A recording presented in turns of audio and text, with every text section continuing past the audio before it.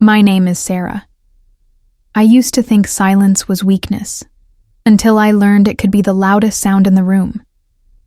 It started in the living room, just like everything else did in our family. A space where voices echoed louder than hearts ever did. I was sitting cross-legged on the floor, carefully sketching diagrams with colored pens on the back of a cereal box. The cardboard was rough under my fingertips, but it was the only canvas I had for the idea burning in my mind. My uncle scoffed from his leather chair, the sound sharp and dismissive. My father rolled his eyes without even looking up from his newspaper. My older brother chuckled in that way that lands like a slap without touching skin. God, would you just shut up? My mother hissed when I began explaining my idea, an alternative method for a minimally invasive procedure I'd been obsessively researching. Her voice cut through the room like ice. You're not a real doctor. Stop embarrassing yourself. They laughed. They always laughed. The sound of their laughter became the soundtrack of my childhood disappointments. It wasn't cruel laughter. That would have been easier to understand. This was dismissive laughter, the kind that tells you that you're not even worth taking seriously enough to argue with. I was 17, holding my breath between words, hoping someone would lean forward and ask me to explain. Instead, they turned back to their phones, their conversations, their lives that apparently had no room for my dreams. Before we continue, drop a comment. Where are you watching this from, and what time is it there? I'd love to know how far this story is reaching, especially if you've ever felt invisible in your own home. It was always this way when I dared to speak of things beyond the family's comfort zone. I wasn't the golden child. That was my brother Marcus, who played football and made Dad proud with his loud, simple victories. I wasn't even the silver one. That was my sister Emma, who painted her nails and talked about boys in ways that made Mom smile knowingly. I was the girl who read medical journals at dinner, who asked questions no one wanted to answer, who lived in a mind no one wanted to enter. I remember the exact moment I realized I was alone in my own family. Christmas dinner, 2019. I was explaining how minimally invasive procedures could revolutionize patient recovery times, my voice gaining momentum as I described the possibilities. The table went quiet. Not the good kind of quiet, where people lean in to listen. The uncomfortable kind, where everyone exchanges glances that say, "Here she goes again." "Sarah," my father said, his fork pausing halfway to his mouth, "can we please have one meal without you pretending to be smarter than everyone else?" The words hit me like a physical blow. Not because they were loud or angry, but because they were said so casually, like swatting away a fly. My throat closed up, and I felt that familiar burn behind my eyes. I excused myself to the bathroom and cried silently into a towel that smelled like the lavender detergent Mom used, the same scent that should have meant comfort, but instead reminded me of all the ways I didn't fit. At night, I cried into my pillow, not loud enough for them to hear. Their indifference wasn't brutal. It was surgical, precise, clean. They didn't see me, not truly. To them, I was just noise, background static they tolerated until they couldn't anymore. The silence in my room was different from the silence at dinner. In my room, silence was my friend. It didn't judge. It didn't dismiss. It just held space for all the words I couldn't say. I started keeping a journal that year, not the kind teenage girls usually keep, filled with crushes and friendship drama. Mine was filled with medical procedures, anatomical sketches, and ideas that felt too big for the small town we lived in. I wrote about surgical techniques I'd read about online, improvements I thought could be made, questions that kept me awake at night. The pages became my confidant, the only witness to the dreams I was too afraid to speak aloud anymore. My mother found it once, flipping through the pages with the same expression she wore when cleaning out expired food from the refrigerator. "This is what you spend your time thinking about?" she asked, her voice flat with disappointment. "Other girls your age are thinking about college parties and boyfriends. This is weird, Sarah. Weird." The word stuck to me like a label I couldn't peel off. So I stopped. I stopped sharing, stopped showing, stopped seeking their approval. But I didn't stop imagining. In the quiet of my room, with the door closed and the world shut out, I kept sketching. I kept dreaming. I kept believing that somewhere, somehow, these ideas mattered. The summer before my senior year of high school, I got a job at the local hospital, just filing paperwork and delivering supplies. It wasn't glamorous, but it put me in the same building as real doctors, real procedures, real medicine. I watched everything with hungry eyes, absorbing details like a sponge. The way surgeons moved with precision, the quiet intensity of the operating room. The moment when a procedure went from theoretical to life-saving. I started staying late, not because I had to, but because I couldn't tear myself away. Dr. Martinez, one of the surgeons, noticed me lingering near the OR observation deck one evening. Instead of shooing me away, he invited me to observe a procedure the next day. "You seem genuinely interested," he said, his voice kind but professional. "Most kids your age can't handle watching surgery." I wanted to tell him about my sketches, my ideas, the dreams that lived in the margins of my notebooks. Instead, I just nodded and thanked him. Trust was something I had to learn to give again, one small step at a time. That first surgery I observed changed everything. It was a routine laparoscopic procedure, but watching the surgeon's hands move with such certainty, seeing the way technology and human skill merged to heal, it was like watching magic happen in real time. I took notes that night until my hand cramped, filling pages with observations and questions. But when I came home, excited to share what I'd learned, I was met with the same wall of indifference. "That's nice, dear," my mother said, not looking up from her phone.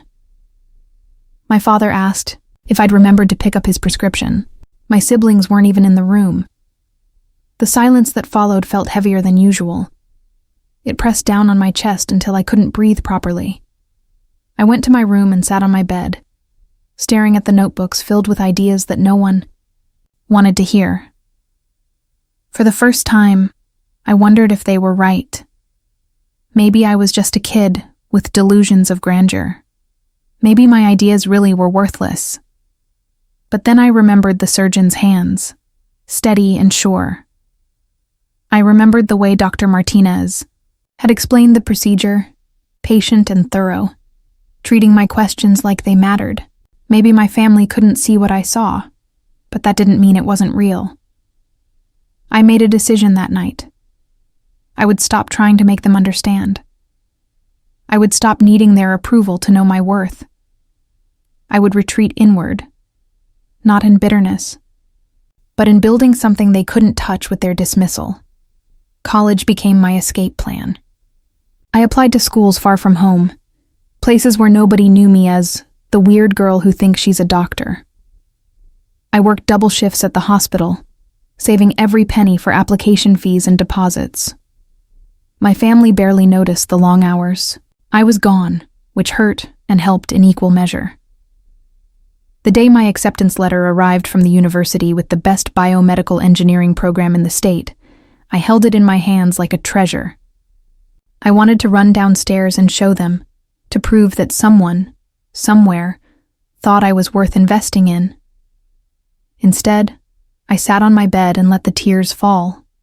Not tears of sadness this time, but of relief. I was going to get out. I was going to become who I was meant to be.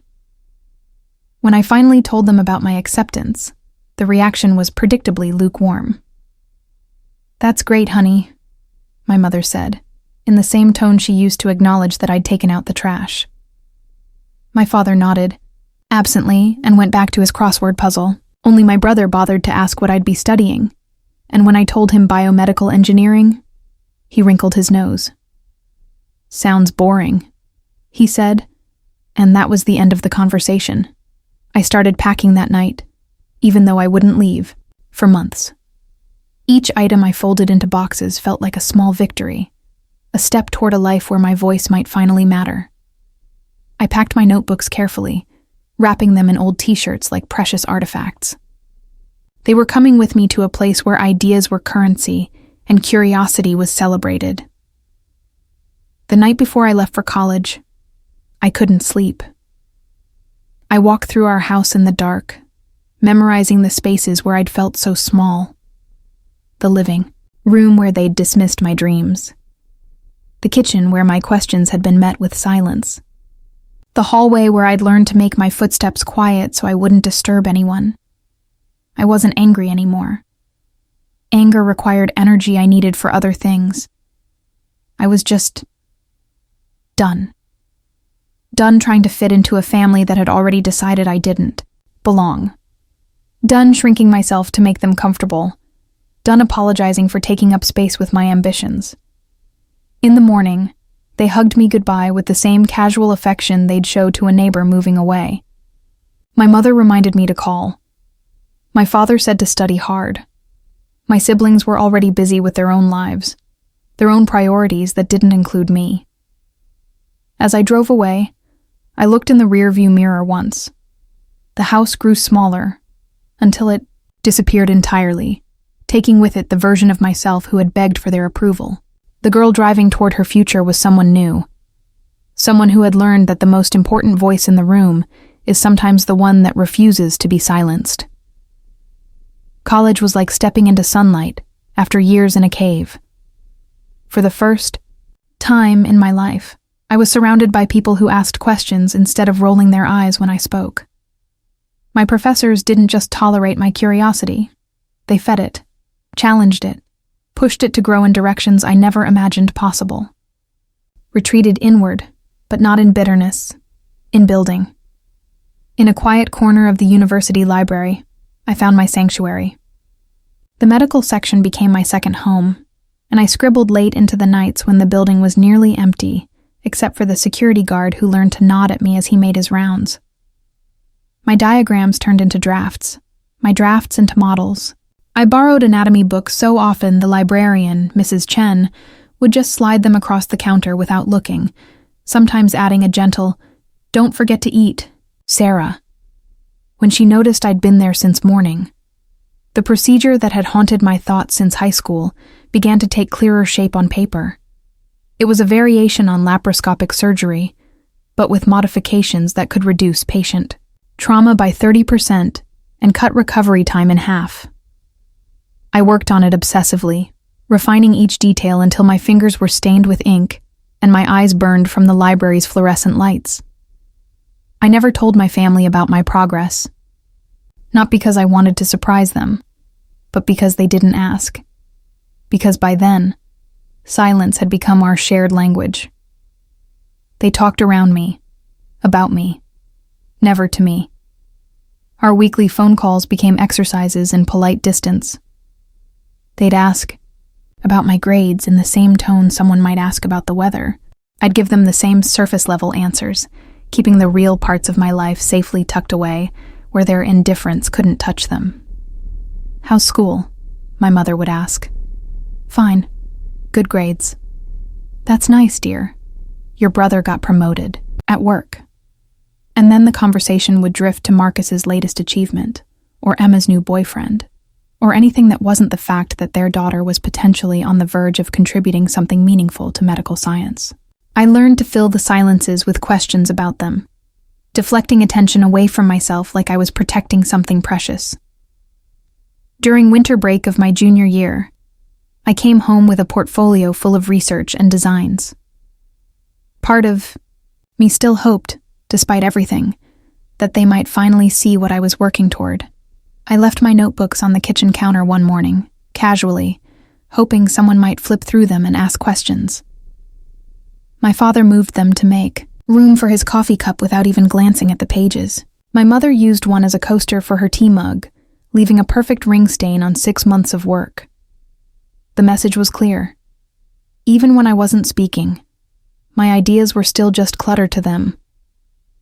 That night, I carefully cleaned the tea stain from my notebook page and made another decision. I would stop hoping they would change and start building something so undeniable that the world would have no choice but to listen, whether they did or not. Back at school, I threw myself deeper into my research. I spent holidays volunteering at hospitals, shadowing surgeons, absorbing every word like oxygen. While my classmates went home for Thanksgiving and Christmas, I stayed in the empty dorms, using the quiet time to perfect my designs. The loneliness felt different now, not like abandonment, but like freedom. Dr. Reeves, my biomechanics professor, began staying after class to discuss my ideas. She was the first person to take my work seriously, to challenge me with real questions instead of dismissive laughter. "Have you considered the implications for pediatric cases?" she asked one afternoon, studying my latest sketches. The scaling could be revolutionary for children's surgery. I hadn't considered it, but her question opened up entirely new possibilities. I spent the next 3 weeks developing modifications, specifically for pediatric applications, losing sleep and skipping meals in my excitement. This was what intellectual collaboration felt like. Ideas building on ideas, minds meeting in the space where innovation lived. Senior year brought opportunities I'd never imagined. My professors recommended me for a summer internship at the Regional Medical Center, working directly with surgical teams. The application process was competitive, but my portfolio had grown into something that commanded attention. When I got the acceptance call, I sat in my dorm room and cried, not from sadness this time, but from the overwhelming relief of being seen, truly seen, for what I could contribute. The internship changed everything. I worked under Dr. Elizabeth Lentz, a surgeon whose reputation preceded her into every room she entered. She was brilliant, demanding, and completely uninterested in anything that wasn't excellence. I was terrified of her, and desperate to impress her in equal measure. For the first month, I barely spoke in her presence. I observed, took notes, and tried to anticipate what she needed before she asked.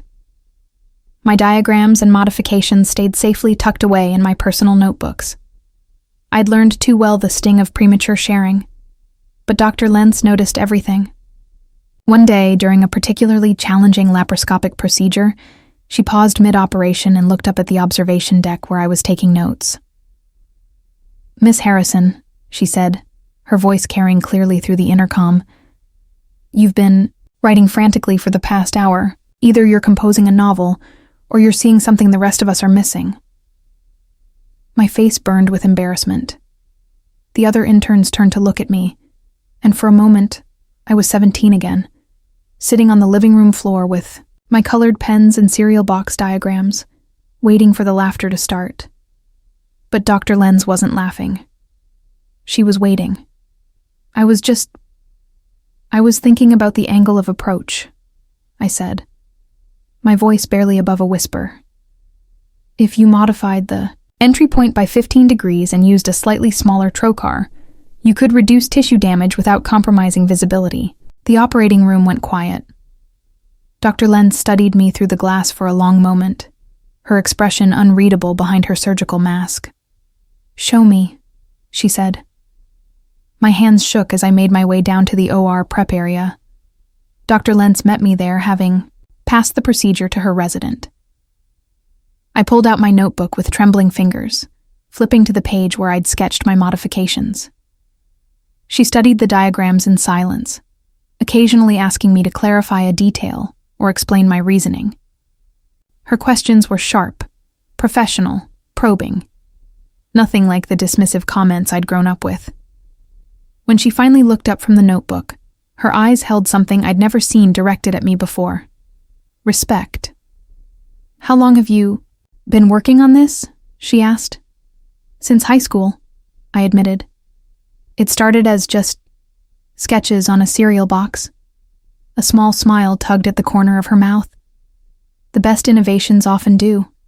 This is solid work, Sarah. More than solid. It's innovative. Still, I kept working. With every sketch and calculation, I imagined a voice. One that didn't mock or dismiss, but listened. Dr. Lentz became that voice, but more than that, she became my mentor. Under her guidance, my designs evolved from promising concepts to potentially revolutionary techniques. We spent months refining the procedure, running simulations, consulting with other specialists. Dr. Lenz pushed me to consider variables I'd never thought of, to defend my ideas against criticism that was constructive rather than destructive. For the first time in my life, being challenged made me stronger instead of smaller. The day she told me we'd be presenting at the National Surgical Innovation Conference, I thought I'd misheard her. We, I asked. You designed it, Sarah. You'll present it. The conference was in Chicago, in a convention center that seemed to stretch for miles. Hundreds of surgeons, researchers, and medical innovators filled the halls, their conversations creating a buzz of intellectual energy that made my skin tingle with excitement. This was my world, the world I'd dreamed of joining while sitting silent at family dinners.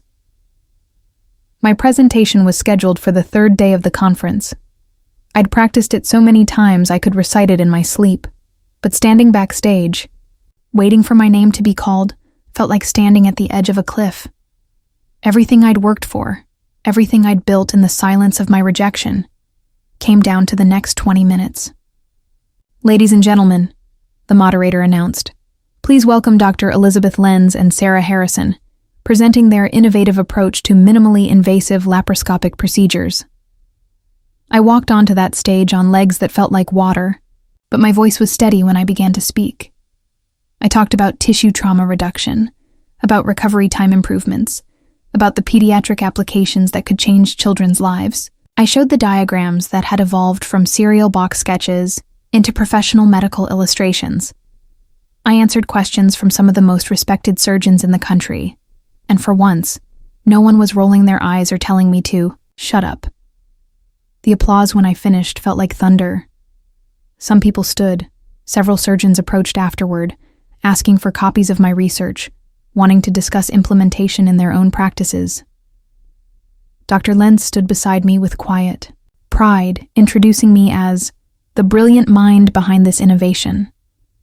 That night, alone in my hotel room, I called my family, not because I needed their approval anymore, but because some part of me still hoped they might finally understand what I'd been trying to tell them all those years.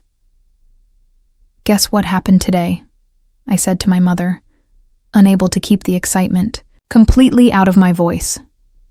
What's that, dear? I presented my surgical procedure design at a national conference. Dr. Lenz says it could change how these surgeries are performed across the country. There was a pause. I could hear the television in the background, some reality show she'd been watching. That's nice, honey. Your father's blood pressure medicine needs to be picked up tomorrow if you could. I hung up. For the first time, the silence that followed felt like freedom instead of rejection. I sat on the hotel bed, looking at the award they'd given me for innovation in surgical technique, and realized that I didn't need them to understand. I didn't need them to celebrate. I didn't need their approval to know that I was exactly who I was meant to be. 6 months later, Dr. Lenz called me into her office with news that would change my life again. 3 hospitals want to implement your procedure in their standard protocols, she said, her voice warm with pride. And there's more. The Medical Innovation Board wants to offer you a research fellowship, full funding, your own lab, a team of residents to work with. I stared at her, trying to process the magnitude of what she was saying. Are you serious? Dead serious. You've earned this, Sarah. All of it. That evening, I called my family one more time.